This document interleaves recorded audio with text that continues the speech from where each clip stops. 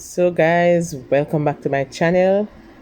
Remember to like, share, subscribe if you have not yet subscribed, and give me a thumbs up.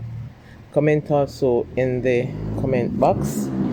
Okay, so as I said in my introduction of the YouTube channel, that I don't not only do like devotions, stuff like those, I do like real life events also.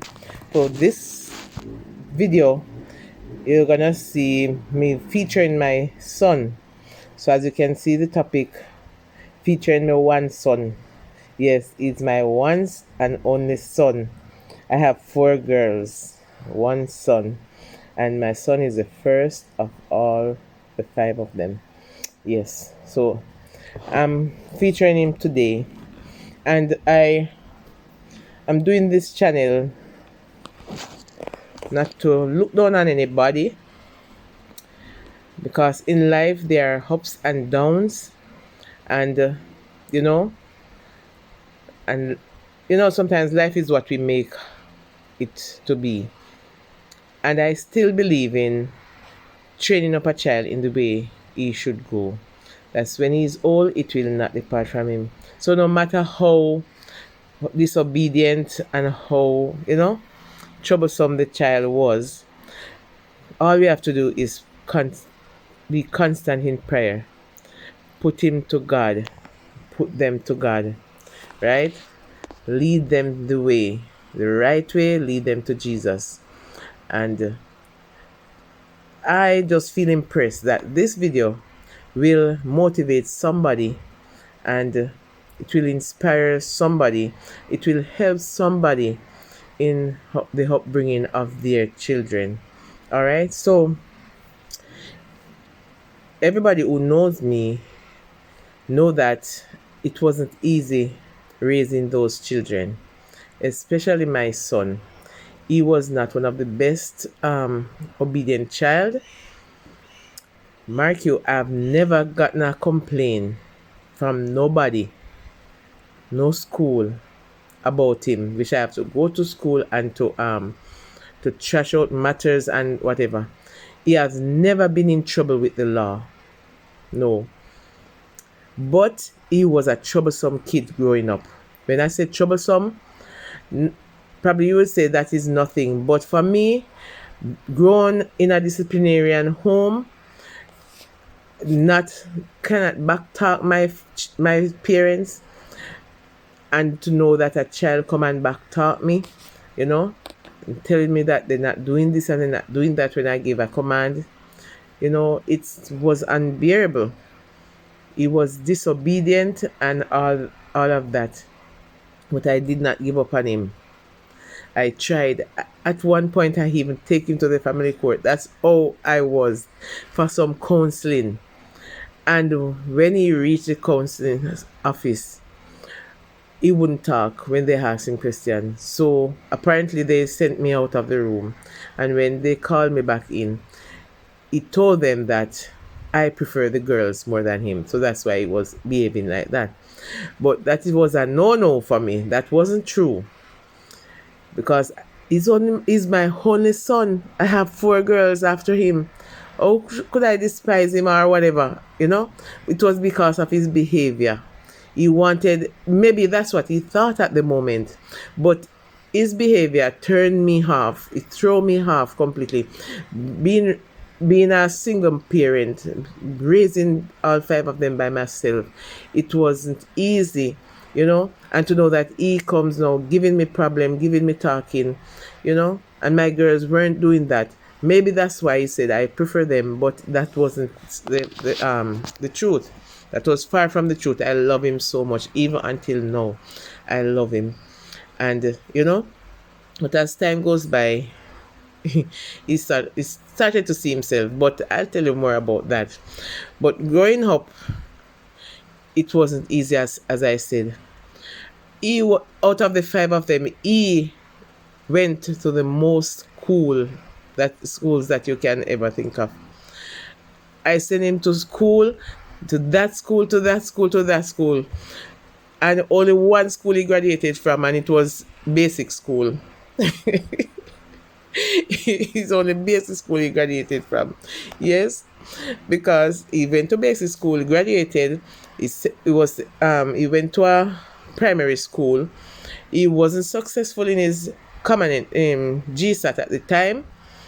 However, I sent him to a junior primary and junior high, and I was struggling because it was in town, and I was struggling to send him alone, you know. So I have to take him from that school and send him to the school that he can walk to, where I have to spend the money. Money, money was the issue, and being at that school, let me tell you something. He was a brilliant boy. He wasn't dunce. He was a bright boy. Every exam he took, he passed. And because they know him as a troublesome kid in the area, I don't know, the teacher went behind my back and when he was supposed to do an entrance test to go to the high school, they let him do two. One, I wasn't aware of that one, and that one was a boarding school. So the opportunity came, and they put him on the list for the boarding school.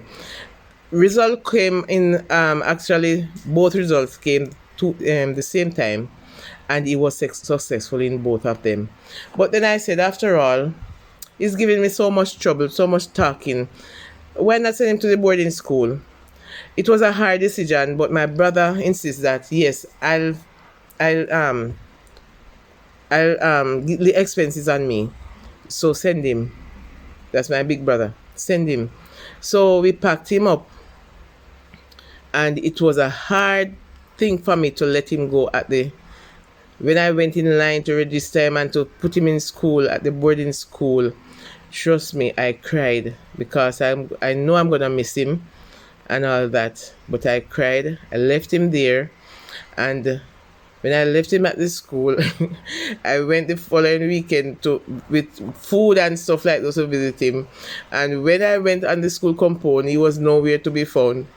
When they sent for him, because if any child leave that school compound, supposed to get a permission letter, and he did not get a permission letter. He went while I was going to visit him. He was coming to visit me, so we passed each other on the way, and it was like they were upset because they said no child supposed to leave the school compound and they don't know about it.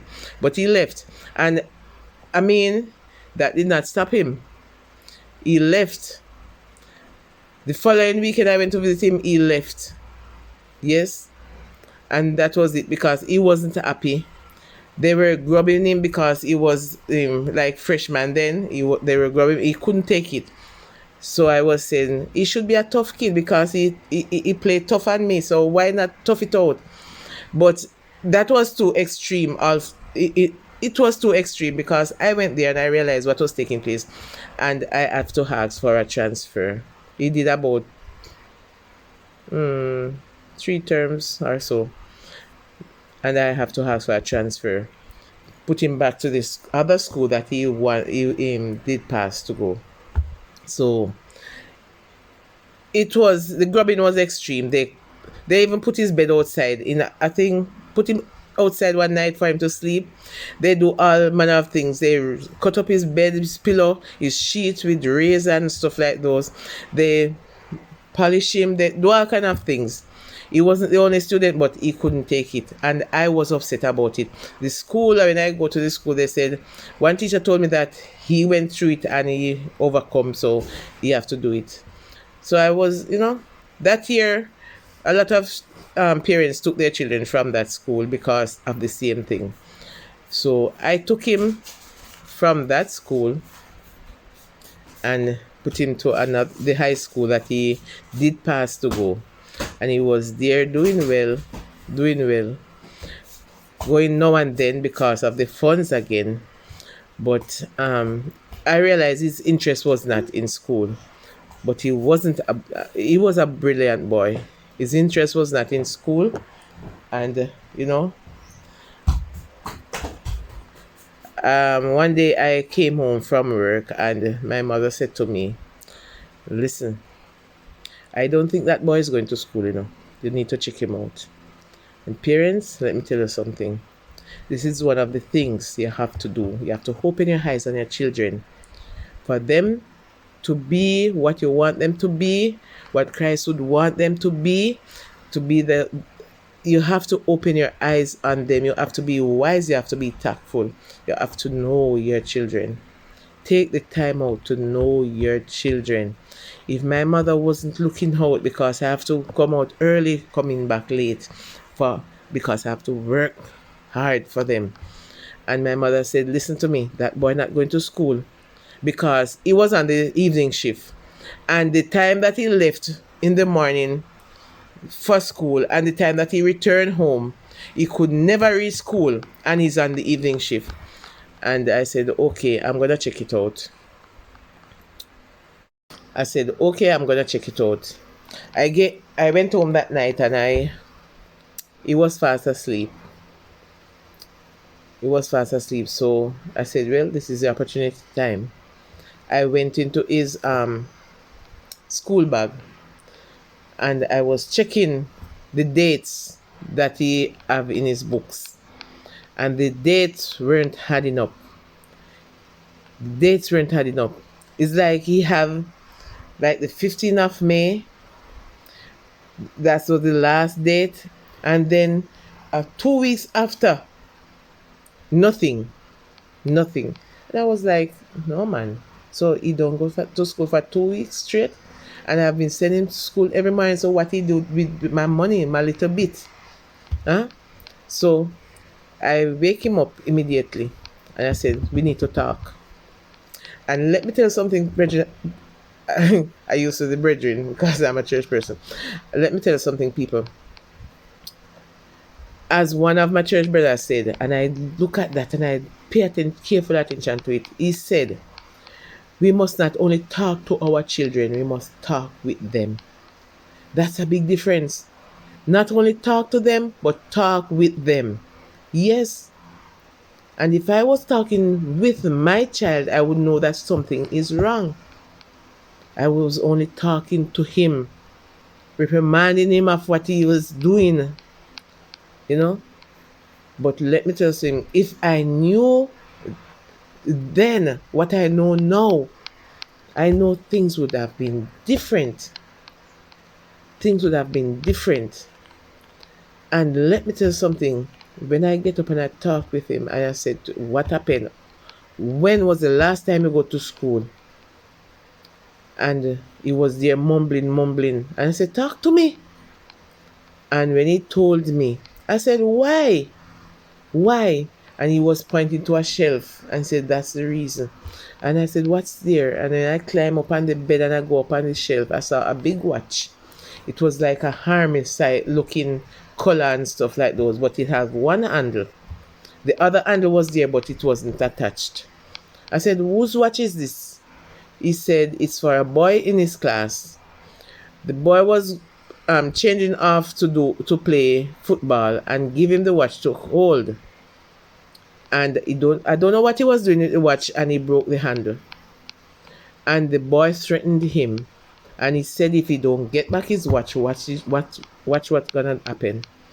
So he was scared. So what he was doing, he was saving the money I gave him to go to school to buy back the boy's watch. So I said, so where's the money? And he went, and yes, he was saving the money because he went and he took the money, all that money I gave him, and he put it in my hand. I couldn't beat him. I didn't rough him. I said, but you could tell me. You could talk to me. I said, anyways, go back to sleep. We are going to the school in the morning. I skipped work that day. And I went to school. And talked to the teacher. Called the teacher. And the teacher said, and you know what? Sometimes teachers, you need to pay attention to man. I know you have it hard and the children, but you need to pay attention. You know your children, man. You need to know your children because my son have been missing from school 2 weeks and no teacher called me and asked to check up on him and to say what happened. Is he sick or something? No. It was a high school and he moved from one class. And it wasn't a problem child because I have gotten a complaint from him about him. And even the teacher could tell me he's a good boy. Right? So you have a good student in class. Why couldn't you call and find out if he's sick or something? Then I would know that he's not going to school. Alright?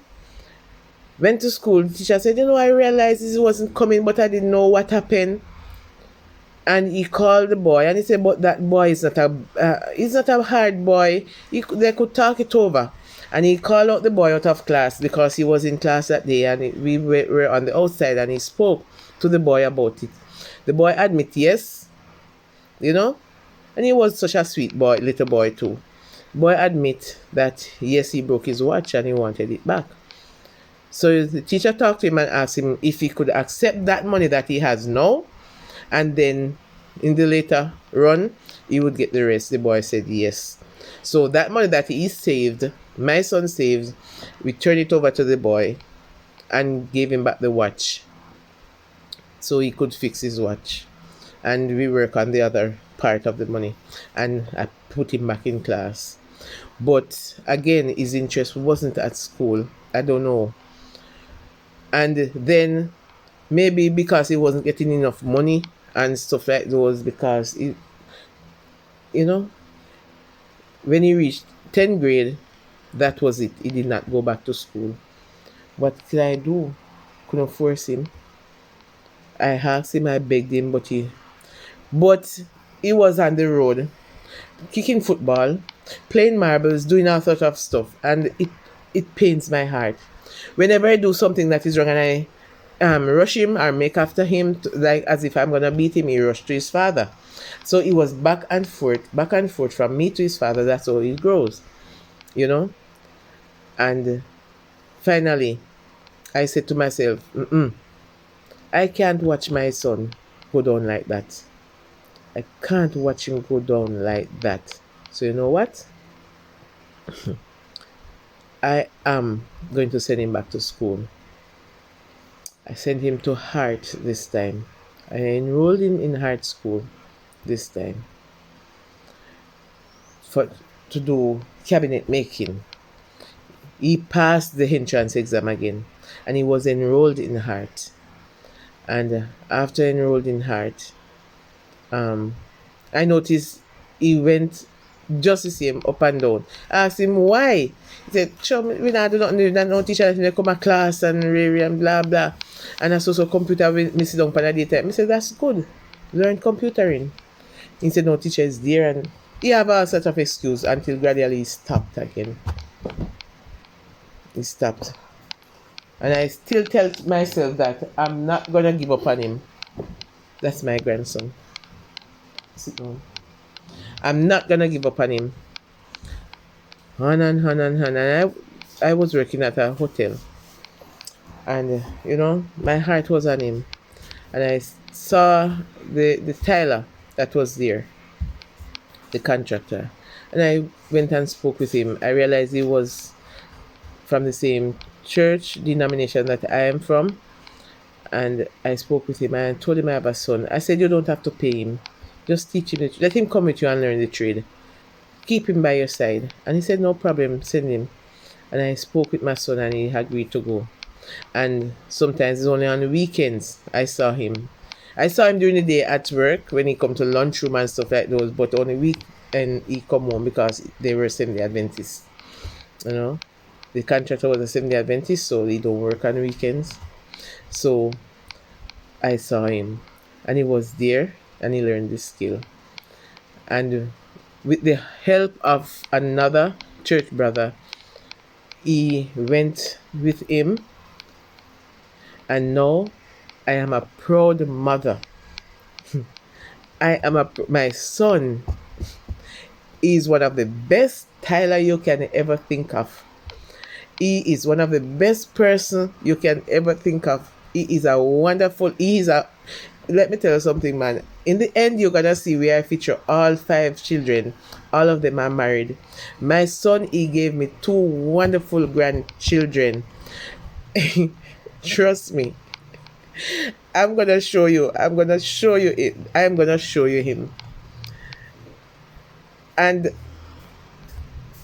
believe you me, I am proud of him. I love him. And he's a changed person. He is a changed person. So listen to me. I'm gonna show you some of the things that he is doing. And if you like it, I know I have recommended him to several persons who gave him jobs, and they in turn recommend others to him because they love what he's doing. He's one of the best styler. He's one of the best styler. So just watch. Watch, man. Watch he and his children and other siblings. Just watch my son, aka Jimmy Davian Williams. I love you, son. And there is one more thing I need to tell you about him. He is a good singer. He has a wonderful voice, and I always tell him that if he don't use it, he's gonna lose it, and he must go back and sing for the Lord. I want you to help me to pray for him because he's now a backslider. He still goes to church, but he's not a member. So he need to recommit his life to Christ. Help me pray for him so that he see the need to do so. He has a wonderful voice. He can sing. When he was smaller, he used to sing all by himself. He was a star when he goes to church. When we are going out on church functions, he was a superstar. He used to sing a lot. I remember seeing him, taking him to a church up in St. Elizabeth. And when the pastor was about to leave the podium, his name was called to come and sing. And I watched that pastor put one foot down the stairs and was about to leave. And when he heard the singing, he stopped and he looked back. And he stayed in that position until the song was finished. And his exact words were at the time. I mean, he was small and I could remember. When my son finished singing, the pastor said, "Wow, that's a big song for a little boy. Wonderful. That's a big song for a little boy." Let me tell you something. He's a good singer. When he was going to primary school, when it was Christmas time, the teacher sent home a letter. They said all the classes in the school, which consists of 30 or more children, each class consists of 30 or more children. Each class gonna render an item for the concert, for the Christmas concert. And when I went to that concert, I heard my son, he said he's gonna sing. But when I went to that concert that day, to my surprise, every class go in groups, in their numbers. And when it was time for room 3, when it was time for room 3 in his class, he was a little tad. He was a small boy. He was the only person out of that class go and render his item. He was a drummer boy for the day. And he was singing "Come They Told Me" for Rapa-Pam-Pam, while another little boy was there playing the drum. And my son stood out in the crowd for that concert. He sang that day. And until now, he enjoys singing while he's working, while he's driving along in his car. You will hear him singing out. And while he's working, you'll hear him singing. And that's what I love about him, So pray him up. Help me pray him up. Because God has a plan for him, I believe. And he needs to give his life to Christ before it is eternally too late. We shall meet on that beautiful shore. On that beautiful shore. The melodious songs of the blessed shall suffer no more.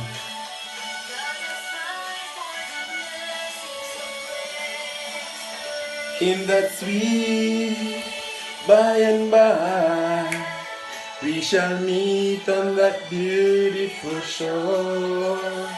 In that sweet by and by, we shall meet on that beautiful shore.